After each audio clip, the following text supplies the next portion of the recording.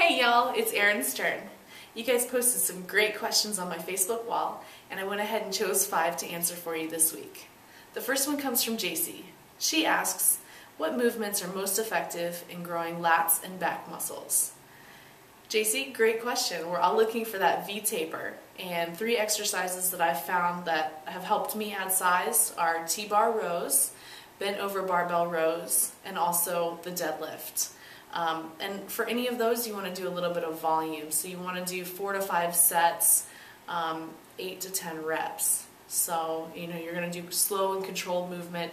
Really focus on the contraction. Focus on what muscles you're working to. A lot of times it's hard to train what you can't see, so it's important to establish that mind-muscle connection. The next one comes from Heather. She asks, I'm currently training and finding a hard time with getting my abs in line with my body. Any suggestions? A lot of abs, it's diet. Really look at what you're eating. Maybe keep a food log. 5 to 6 small meals per day. Make sure you're getting enough protein, enough good carbs, and enough good fats. The other thing is genetics. We're genetically predisposed to carry fat in certain areas. So if you hold a little bit of fat in your abdominals, you have to reduce your overall body fat in order to start seeing abs. So those are 2 things that I would maybe look at. The next one comes from Angelica. She asks, is it necessary to have a personal instructor?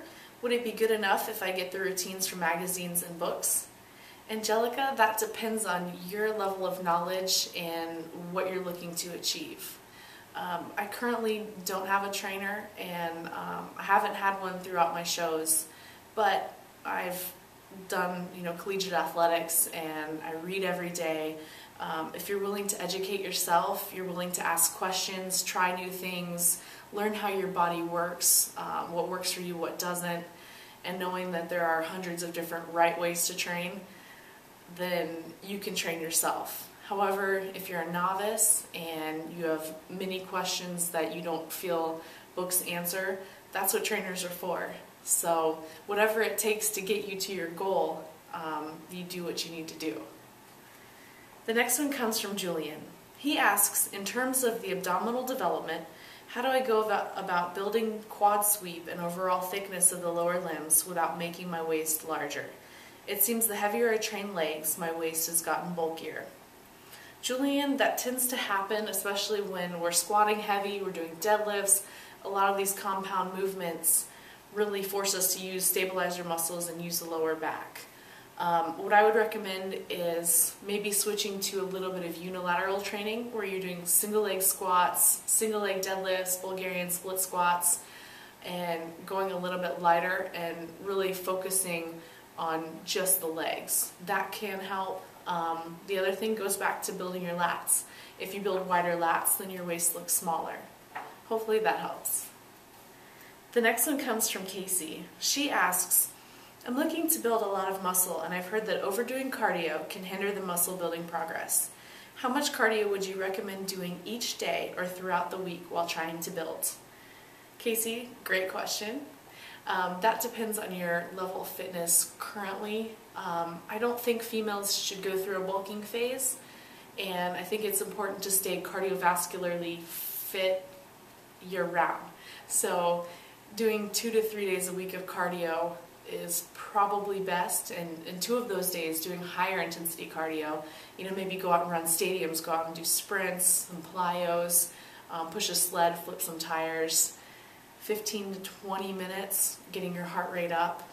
You don't need to do it for a lot of time, and that short duration cardio at the higher intensity is going to burn calories for up to 24 hours after you do the exercise. So that's going to help keep you lean and also help you maintain that muscle mass that you're working so hard to get.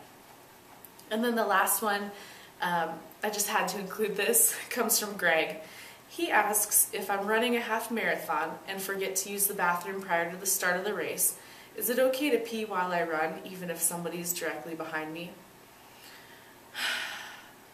Greg, I guess that depends on your footwear, and that also depends on if you're wearing shorts or pants.